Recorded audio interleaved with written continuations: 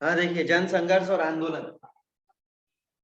तो जन माने लोग होते हैं, संघर्ष वो जीवन बहुत संघर्ष करते रहते हैं। आंदोलन का मतलब आप सभी जानते हैं कि कोई भी अन्याय हो गया आपके साथ तो आप कुछ ना कुछ तो करोगे, और वही क्या है, आपके आंदोलन है।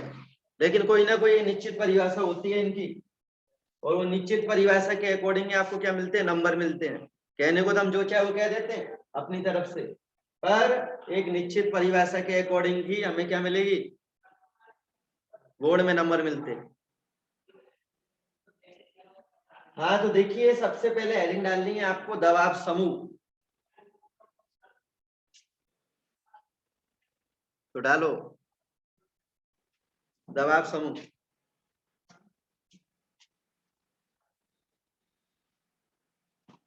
दबाव समूह परिभाषा लिखो इसकी। सर किसकी लिखी है सर? हेडिंग डाली हुई है दबाव समूह की। सर दिख नहीं रहा, कुछ मुझे धुंधला धुंधला सब दिख रहा है।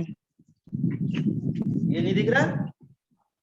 सर धुंधला सा दिख रहा है, एकदम क्लियर नहीं दिख रहा जैसे पहले दिखता था। ठीक है, अब दिख रहा हो कचू? सर वो तो पहले जैसे ही दिख रहा है, धुंधला धुंधला सा।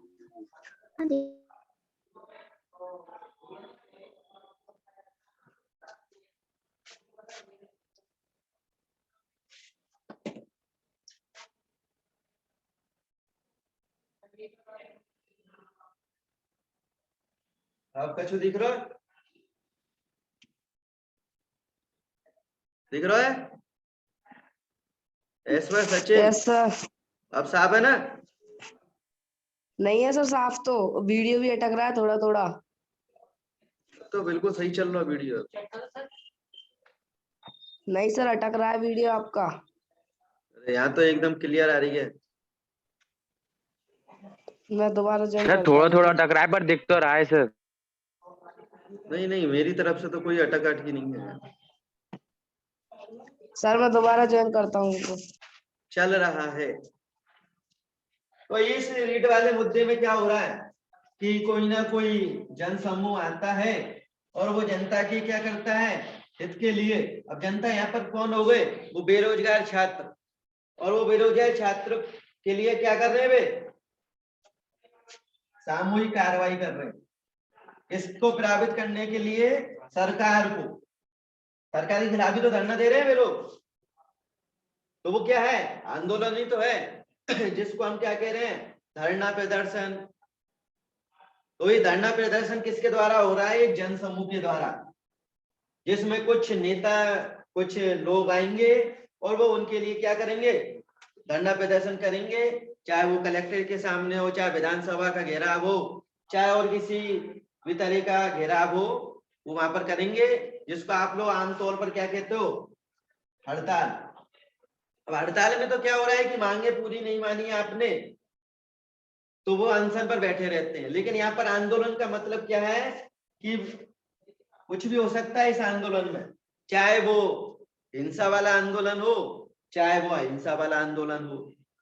इस चीज की तरफ ध्यान रखना है कि जन समूह क्या करेगा, जनता के हित में कार्रवाई करेगा सामूहिक तरीके से और राजनीति को प्रभावित करेगा।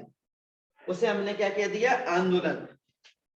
तो अभी लेटेस्ट उदाहरण आपके चल ही रहे हैं, आप खुद देख रहे हो, रीट का मुद्दा है, ये जितने भी परीक्षार्थी का मुद्दा है, बेरोजगारी का मुद्दा है, ये सब क्या है, आपके आंदोलन से संबंधित ही चल रहे हैं ये सब।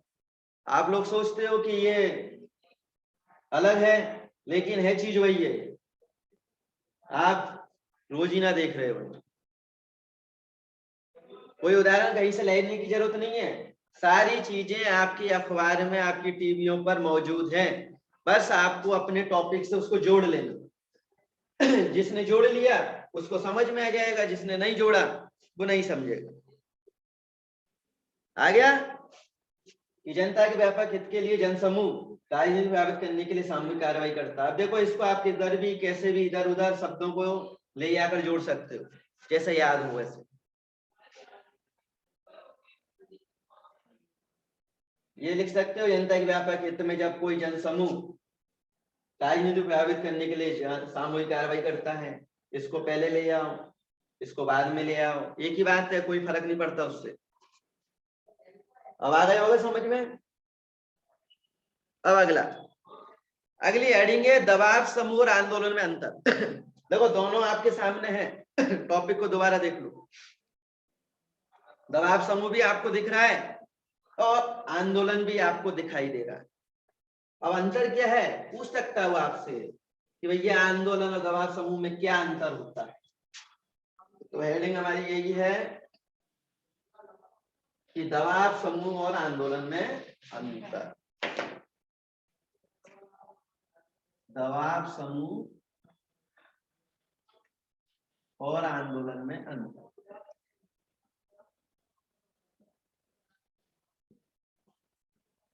दबाव समूह की परिभाषा आप समझ गए। क्या होती है दबाव समूह की परिभाषा।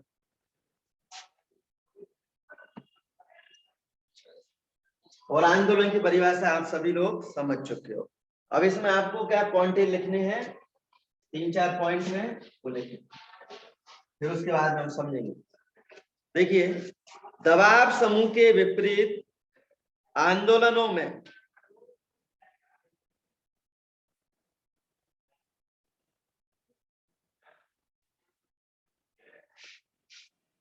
दबाव समूहों के विपरीत दबाव समूहों के विपरीत आंदोलन में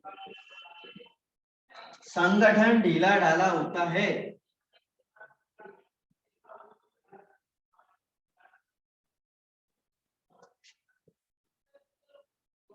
ढीला ढाला होता है।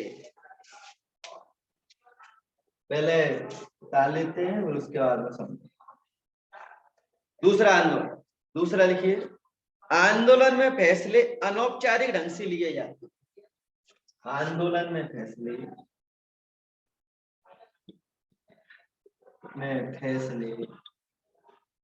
अनौपचारिक ढंग से लिए जाते हैं। अनौपचारिक ढंग से लिए जाते हैं।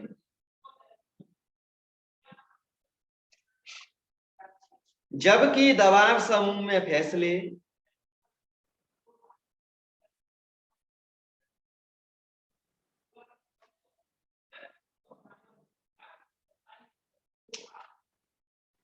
औपचारिक ढंग से लिए जाते हैं। जबकि दबाव समूह में फैसले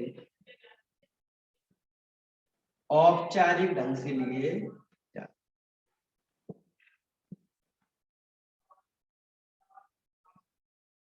तीसरा, दबाव समूहों के फैसले, तीसरा लिखें, दबाव समूहों के फैसले दबाव समूह के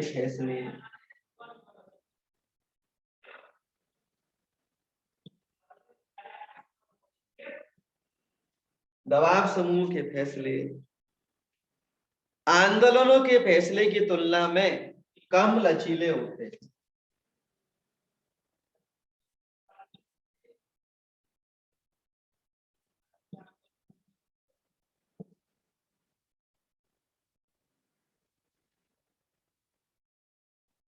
लिए फैसले की तुलना में कम लचीले होते।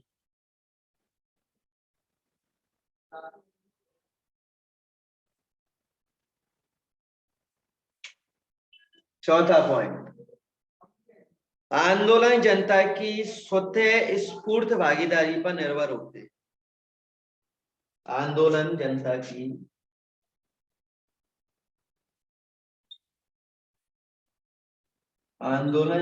की स्वतः स्फूर्त भागीदारी पर निर्भर होते।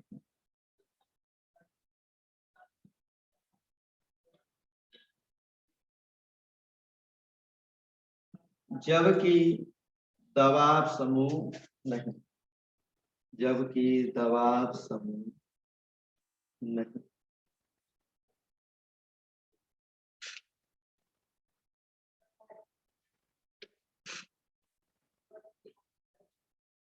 हाँ,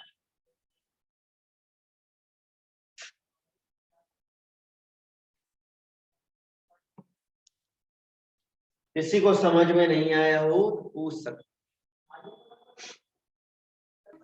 सर दबाव समूह के बाद में क्या है? दबाव समूह के विपरीत आंदोलन में संगठन ढीला ढाला होता है।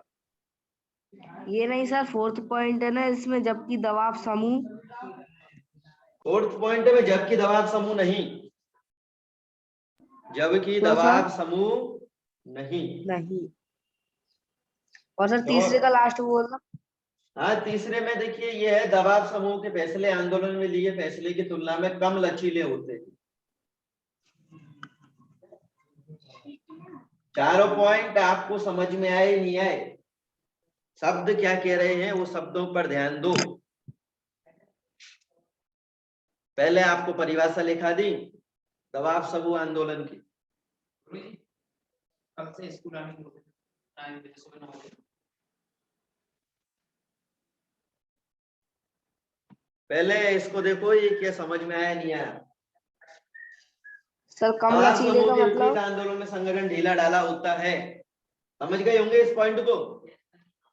यस आगे सर। यार समझ में बताओ। देखो बात सर क्या तीसरा चल रही है।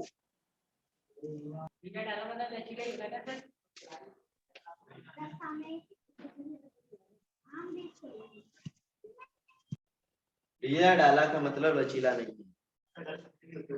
देखो बात क्या चल रही है, देखो सिंपल सी बात है कि आंदोलन की परिभाषा आपने देखी।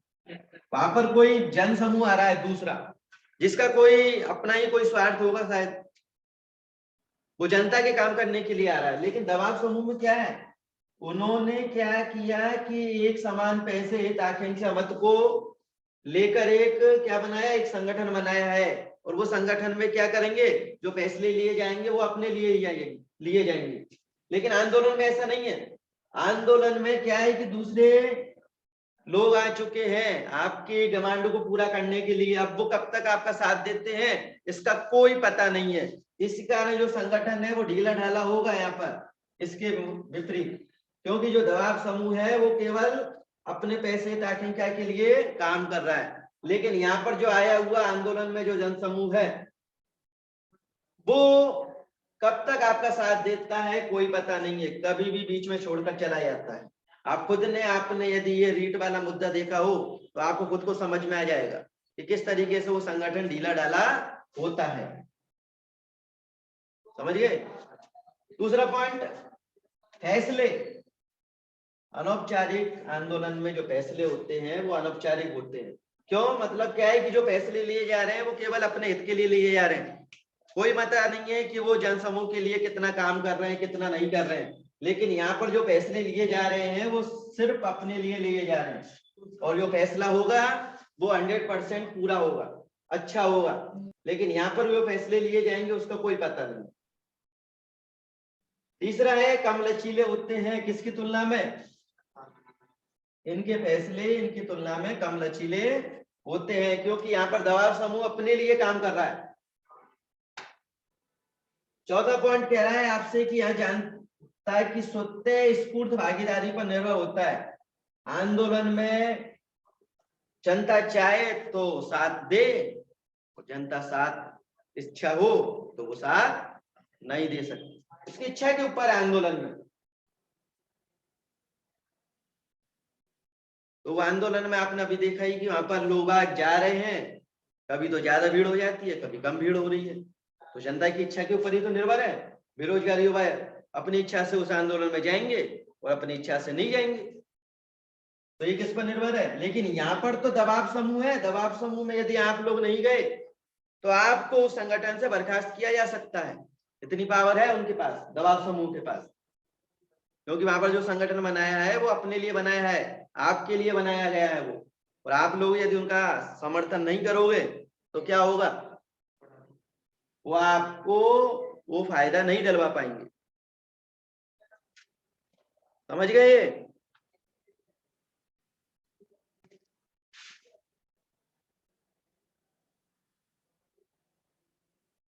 अब अगली हेडिंग डालो आप, दबाव समूह और राजनीतिक दल में अंतर। दबाव समूह और राजनीतिक दल में अंतर, दबाव समूह और राजनीतिक दल में